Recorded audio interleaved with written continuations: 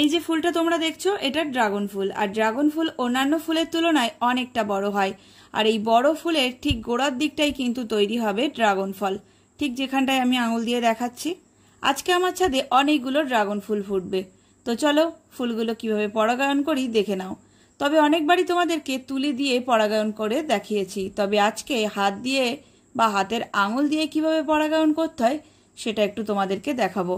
এটা দেখে কিন্তু তোমরা অনেকেই বলতে পারো যে এভাবে আঙুল দিয়ে পরাগায়ন না করাই ভালো, তবে আমি বলবো হাতটা ভালো করে সাবান দিয়ে ধুয়ে এসে পরিষ্কার করে যদি তোমরা পরাগায়নটা করো তাহলে কোনো সমস্যা নেই, তুলির কোনো প্রয়োজন হবে না। এইভাবে হাতের আঙুলের সাহায্যে পরাগরেণু তুলে নিয়ে গর্ভকেশরের মাথায় দিলেই কিন্তু পরাগায়ন কমপ্লিট হয়ে যাবে।